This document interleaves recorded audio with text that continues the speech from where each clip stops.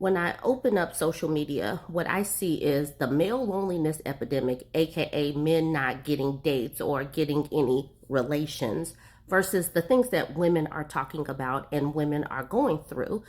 The male loneliness epidemic is probably stemming from the fact that women are not safe in this world. So I'm about to share some of the things that I've come across as I have perused social media.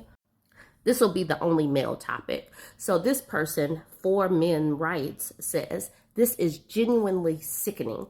Women's response for contributing to the male loneliness epidemic is to shame men and blame masculinity for why men are dying in droves. And then he shares this article. And this is an article that just dropped a couple of days ago. It says, self-deletion rates among young men are on the rise. Toxic masculinity may be to blame.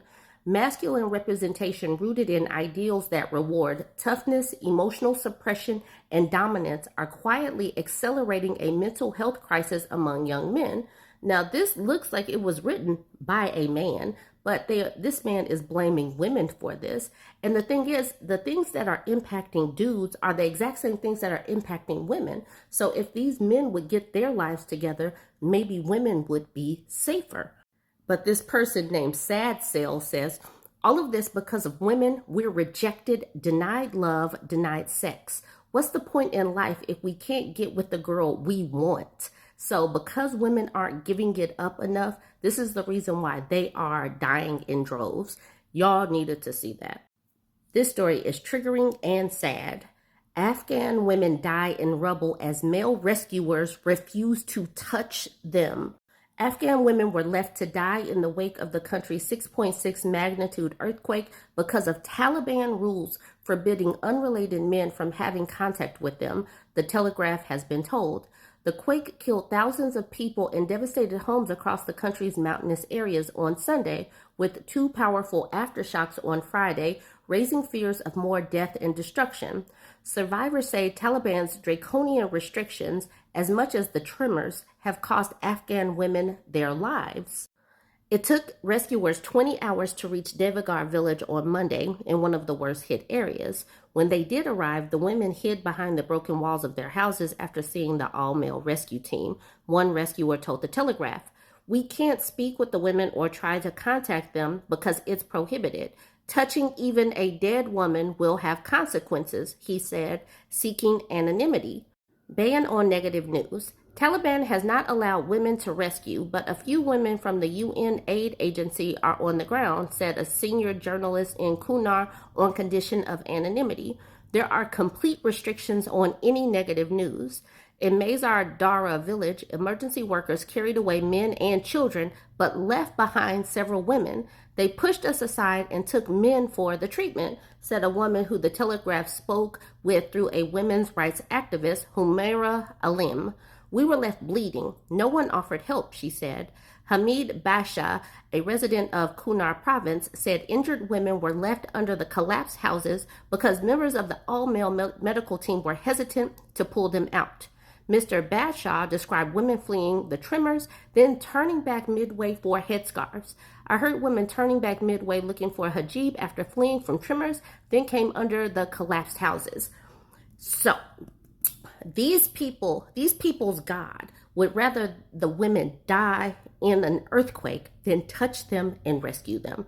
That is how you know that religion was made by these men for these men, because why are you letting women die simply because your discernment or how you interpret your holy book, and I'm putting holy in quotes, says these women should die rather than be rescued by a man. This is what they are pushing as far as a religion, and this is how women and children have got to live. Now let's bring it to the Epstein files in the United States and what this represents. Men's reputation and ego have been protected more than women and girls' bodies in this country. Women and girls can be raped, taken out, harmed in all kind of unimaginable ways, but politicians, the wealthy, celebrity will protect men's reputations, men's money, and all of that. And so that's really what this whole Epstein situation represents. Are we going to continue to protect powerful and wealthy men, or are we going to protect women and girls? So this man right here, Thomas Massie, a Republican, and Ro Khanna, they have brought forth legislation and they are trying to shine some light on these people. So it says Massie on Epstein files. We can't avoid justice to avoid embarrassment for some very powerful men. Republican Representative Thomas Massie said Sunday, those who might be in the Jeffrey Epstein files need to be held accountable regardless of their social status. We can't avoid justice just to avoid embarrassment for some very powerful men, Thomas told ABC News This Week anchor George Stephanopoulos. Democratic Representative Ro Khanna said there are enough votes in the House to force a vote on his and Massie's discharge petition to release the files. We have the 218 votes, 216 already supported. There are 2 vacancies that haven't been reported as much, but 2 Democrats are going to be joining and they are both committed to signing it. That's going to happen by the end of September. I really hope that the names start coming out and that there are consequences for these men's actions. And I am saying that I do not care how these people vote. I don't care what side of the aisle they are on. I don't care about their celebrity status. If they are predators, they need to be outed. This is an article coming out of Tehran. Tehran cafe shut down over women bikers event. A cafe in northern Tehran was sealed off late Thursday after announcing an event for female motorcyclists scheduled for the next day.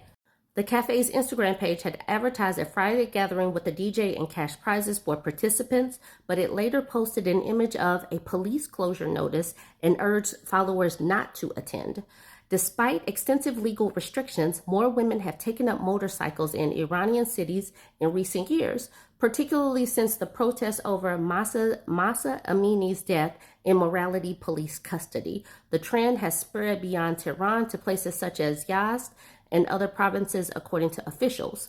And then when people come to my page and talk about, women don't have to wear hijab if they don't want to. It's a choice. But we see things like this in the uprising that started because of that woman's death back in 2022. How much freedom do these women really have to cover or not to cover? Or seizing bikes at their own discretion? Senior police officials maintain the current ban is binding. According to existing law, licenses for female motorcyclists cannot be issued, the deputy head of the traffic police said last month. Religious ban. Clerics often argue that women riding motorcycles or bicycles in public settings may attract male attention, threaten societal morality, and undermine women's chastity even if they're fully covered. Others, however, argue the restrictions are inconsistent. If a woman can drive a bus or truck and earn people's trust, why not a motorcycle? Because religion is illogical, and these men are making up this crap as they go. I do want to talk about Black women's unemployment rate as Donald Trump and Doge come in and lay off a bunch of people, because many of the sectors that were laid off affected Black women and affected Black women specifically. And this is going to harm many of our families and many of our communities because women tend to be the ones that are spending the most money in the family. Black women's unemployment spikes amid Trump's federal workforce cuts. And you see overall U.S. unemployment is at 4.3%. Overall Black women's unemployment is at 7.5%. The Black male unemployment rate is at 7% as well, a little over 7% as well. So that's high. This is going to really cause desperation. This is going to cause so many harms in our community. And I just needed to bring that to the forefront that Black women, we need to be especially tight with where we dole things out. If it's unimportant, if it's not you, if it's not your immediate family, you need to be holding tight to your money. And I'm just putting that out there because lots of people are about to be desperate come this fall and this winter. And I'm going to end it with this man, David E. Taylor, and actually this woman as well. They use religion to basically enslave people and use people to bring in more and more money. They weren't really feeding them. They weren't letting them go. And they use their religious doctrine because so many of these people use religion to their benefit only. So let's talk about this. Actually, I'm just going to play a video. Go ahead, y'all. Let me know what you think about all of this. Like, comment, and share. Our top story now tonight, a major FBI raid in Tampa's luxury Avila neighborhood is linked to what's being called a religious cult.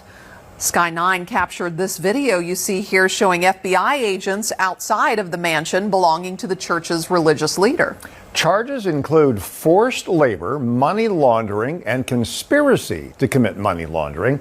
That church leader's so-called second in command is also charged and faced a judge in federal court this afternoon. And that's where we find Spectrum Bay News 9's Sandra Weathers. Sandra, what have you learned?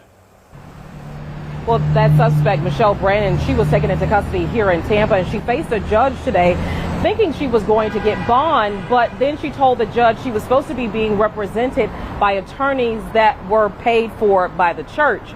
But when court officials reached out to those attorneys, they say they got no answer. None of the numbers are working.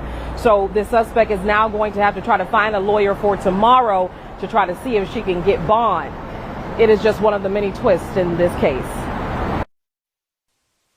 Investigators say this $8.2 million Tampa mansion is one of many locations where a religious cult ran a forced labor and money laundering scheme for years.